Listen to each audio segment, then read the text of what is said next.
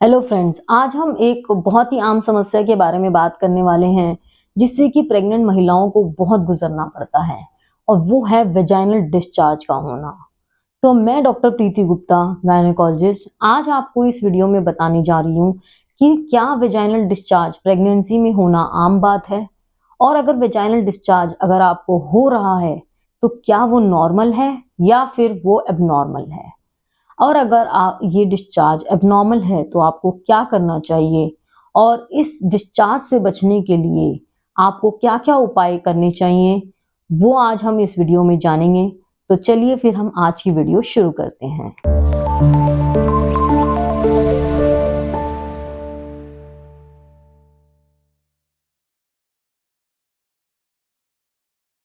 चलिए अब हम जानते हैं कि आखिर प्रेगनेंसी में वेजाइनल डिस्चार्ज इतना क्यों होता है। जब भी कोई महिला प्रेग्नेंट होती है तो एकदम से उसके शरीर में खून का संचालन बढ़ने लगता है। तो जो बच्चेदानी का मुंह होता है वहां पे भी संचालन काफी तेजी से होने लगता है, और जो बच्चेदानी के मुंह पे कुछ ग्लैंड्स होते हैं, जब खून का संचालन बढ़ता है तो उसकी सिक्रीशन भी बढ़ने लगती है, जिसकी वजह से वेजाइनल डिस्चार्ज होता है। और ये जो वेजाइनल डिस्चार्ज है, ये जो सिक्रीशन है, ये एक वेजाइना में डिफेंस का काम करती है, यानी एक ऐसा काम करती है जिससे जो वेजाइना है, जो नीचे का रास्ता है, वहां पे इंफेक्शन ना लग सके। तो इसलिए तो वेजाइनल डिस्चार्ज जो होता है वो होना एक आम बात है, वो होना नॉर्मल है प्रेगनेंसी के अंदर। अगर आपको प्रेगनेंसी में जो वेजाइनल डिस्चार्ज अगर हो रहा है तो हमें कैसे पता चले कि आखिर ये जो डिस्चार्ज है वो नॉर्मल है कि एबनॉर्मल है। अगर आपका जो डिस्चार्ज है वो एकदम वाइट है या थोड़ा सा ऑफ वाइट है, हल्का वाइट है, और उसके अंदर आपको कोई भी किसी भी तरीके की खुजली नहीं हो रही है, कोई पेट में दर्द नहीं हो रहा है, या उसके अंदर किसी भी प्रकार की जो दुर्गंध है वो नहीं है, तो ये डिस्चार्ज नॉर्मल माना जाता है। या फिर अगर आपके इसके साथ जो है कोई पेशाब में कोई जलन नहीं है, या पेट के अंदर दर्द नहीं है, और सिर्फ वो एक नॉर्मल वाइट कलर का पानी है, तो ये डिस्चार्ज हम नॉर्मल मानते हैं। और यहीं अगर आपको डिस्चार्ज जो है वो अलग रंग का है, यानी येलो रंग का है, या फिर ग्रीन रंग का है, या फिर गहरा पीले रंग का है, तो ये डिस्चार्ज एबनॉर्मल होता है। अगर डिस्चार्ज आपका इतना ज़्यादा आ रहा है कि आपकी जो पैंटी है वो बार-बार भीग जा रही है, आपको बार-बार पैंटी चेंज करने की ज़रूरत पड़ रही है, या फिर आपको पैड लगाना पड़ रहा है, तो यानी ये डिस्चार्ज एबनॉर्मल है, और आपको ऐसी सिचुएशन में अपने डॉक्टर को ज़रूर दिखाना चाहिए।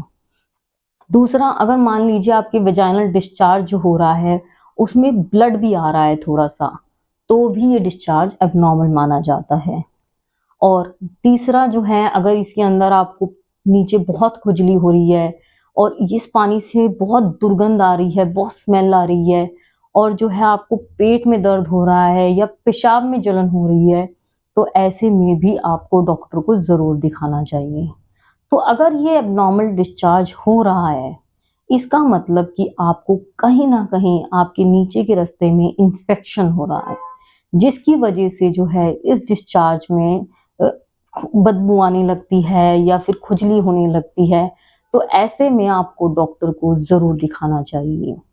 जो पहली की तिमाही तिमा तीस पहली तिमाही होती है, उसमें भी कई बार ये डिस्चार्ज बहुत ज़्यादा जाने लगता है। कई बार जब अबॉर्शन होने वाला होता है, तो जब बच्चेदानी का मुँह खुलने लगता है, तो भी सफ़ेद पानी बहुत ज़्यादा जाता है।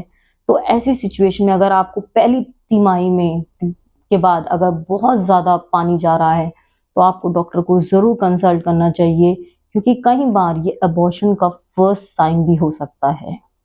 और अगर लास्ट की तिमाही में, जब बिल्कुल लास्ट का टाइम होता है, यानी 8वाँ-9वाँ महीना होता है, तब कई बार महिलाओं को पानी आने लगता है, और वो पानी कई बार ऐसा होता है कि उनके सारे कपड़े भीगने लगते हैं और बहुत ज़्यादा आता है। और हो सकता है कि ये जो पानी है आपका इस वजह से आ रहा हो कि आपकी जो बच्चेदानी की जो थैली होती है वो अगर फट गई है, तो भी ये डिस्चार्ज बहुत ज़्यादा आता है। तो ये एक मेडिकल इमरजेंसी है। अगर आपको कोई पानी इस तरीके का आ रहा है कि वो बिल्कुल आई जा रहा है, बंद नहीं हो रहा है और बिल्कुल पानी की तरह है और ऐसा लग रहा है जैसे कि नल खुल गया हो, तो आपको ये एक मेडिकल इमरजेंसी है। हो सकता है आपकी बच्चेदानी की थैली फट गई हो, जिसकी वजह से ये पानी आपका आ रहा है। तो ऐसे में आपको डॉक्टर से ज़रूर कंसल्ट करना चाहिए। और अगर ये जो सफ़ेद पानी है ब्लड के साथ मिक्स है, तो 9वां महीना आपका चल रहा है, तो कई बार ऐसा होता है कि जब आपके लेबर पेन स्टार्ट होते हैं, तो उस टाइम जो बच्चेदानी के मुंह पे एक, जिसको हम कहते हैं म्यूकस प्लग, वो हट जाता है और वो ब्लड के साथ मिक्स होके आने लगता है, जिसे हम शो बोलते हैं, जो कि ये इंडिकेट करता है कि आपका जो लेबर पेन है वो स्टार्ट हो चुकी है। तो ये भी एक मेडिकल इमरजेंसी है जिसमें आपको डॉक्टर को ज़रूर दिखाना चाहिए। तो अब हम ये जानते हैं कि इस डिस्चार्ज से बचने के लिए आपको क्या करना चाहिए, आप क्या कर सकते हैं प्रेगनेंसी के अंदर। पहला जो आपको करना है कि आपको नीचे की जो रास्ते की सफाई बहुत रखनी है और जो सफाई भी आप रखेंगे वो कोशिश करनी है कि सिर्फ पानी से करें। और जब भी आप टॉयलेट जाते हैं या वॉशरूम जाते हैं, तो आप नीचे की सफाई ज़रूर रखें।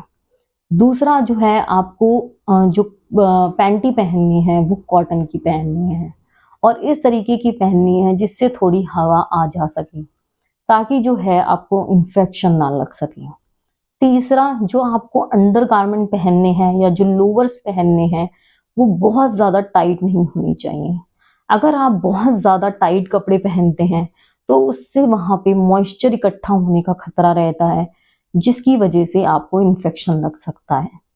और जो चौथा आप कर सकते हैं, आप अपनी डाइट में प्रोबायोटिक्स का इंटेक ज़्यादा से ज़्यादा करें, यानी कि दही या फिर छाछ का सेवन आपको ज़्यादा से ज़्यादा करना है।